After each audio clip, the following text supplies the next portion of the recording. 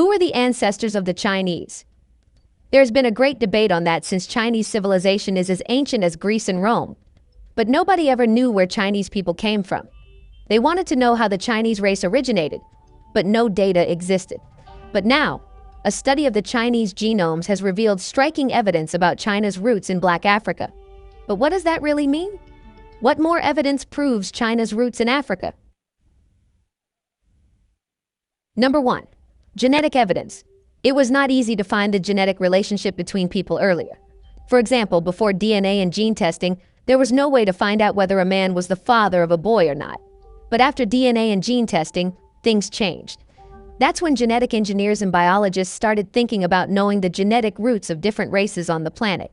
That's how in 1998, the National Academy of Science concluded its study called the Chinese Human Genome Diversity Project. This was done to find out whose genes the Chinese people carry and the diversity in them. But how does that work? Well, the same way as DNA testing is done. On a cellular level, DNA shows bands or patterns. Hence, when DNA testing is done, these patterns are seen to know the similarity in the pattern. The degree of similarity determines how close or far two individuals are on a genetic basis. In 1998, when the National Academy of Science in China revealed the study's findings, the world was shocked. Nobody had expected that about 1/5 of the Chinese population would have genes similar to Black Africans. In other words, they had distinctive genes, showing the same pattern as that of Black Africans. It's clear genetic evidence that most people in China still carry genes that show they have genetic roots in Africa. It should be noted that 20% of the Chinese population carry Black genes, which means that almost all Chinese came from Africa as Black people. Even after hundreds of thousands of years, they still carry genes that show African roots. That's something striking. With time, due to interbreeding, the genes become submissive, and ultimately, they vanish. However, in this case, it's different.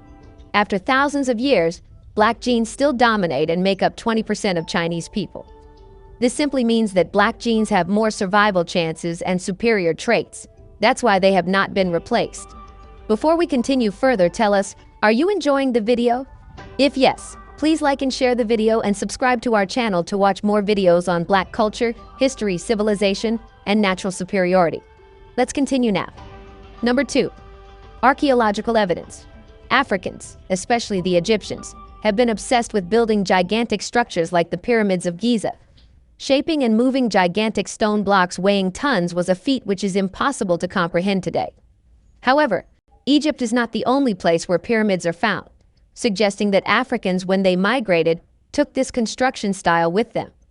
Since archaeologists say that Africa was where humans originated and migrated to other parts of the world, it might be true that the Chinese emperors and dynasties were the earliest manifestation of Black African roots. Today, there are about 100 pyramids in the city of Xi'an. These are the pyramids located at the mausoleum of the first Qin emperor, also known as the Terracotta Army. The mausoleum is located approximately 30 kilometers east of the city of Xi'an in Shanxi province. Something to notice is the mausoleum was constructed in the late 3rd century BCE as the final resting place of Qin Shi Huang, the first emperor of China. We are talking about 5,000 years ago when the pyramids of Giza were being constructed. That's clear proof that Black Africans were the people who built the pyramids in Xi'an. However, some disagree, saying these pyramids are just hills due to erosion. But there are more striking signs that small Black people built these pyramids during the Mu civilization.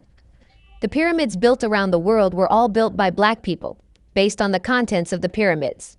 Some people dispute this fact, but researchers are challenged to examine the contents of the pyramids throughout the world to find out who the builders are. Examining the content, engineering, and techniques of the Giza pyramids and Xi'an city pyramids is not difficult. However, no archaeologist has ever done so simply to avoid discovering a link between Chinese and African civilizations. This raises another question. Where are the Chinese emperors Black?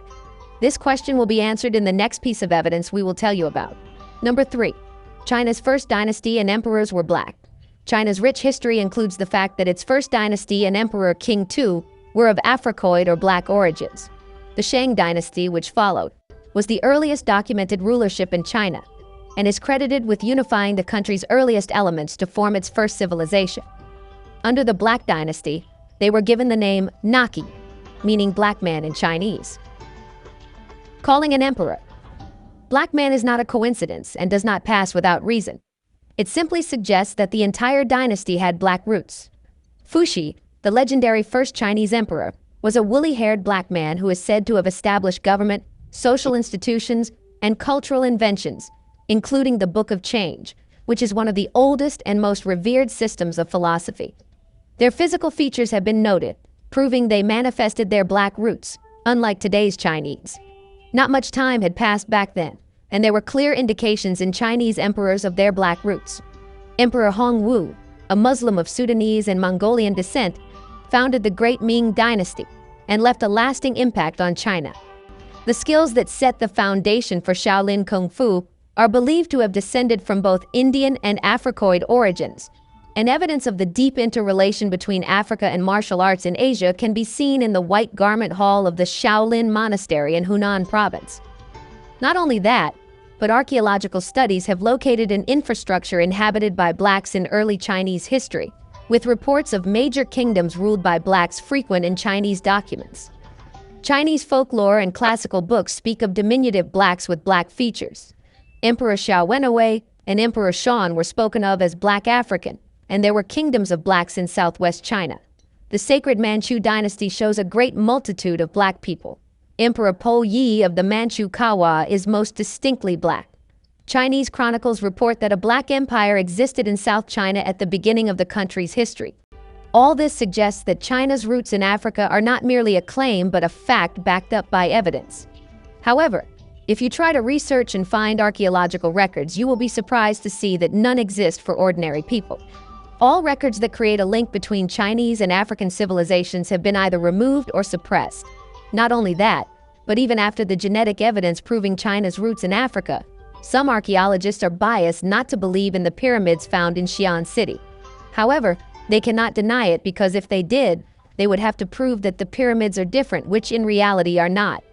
You will find in no available history books that major contributors and even the establishment of the Chinese dynasties were black people. They just don't want that to spread. Black people did not come as conquerors or invaders, imposing their own culture on China. Rather, they were native Chinese having features similar to black Africans. Did you know black Africans are the ancestors of Chinese people? What do you think?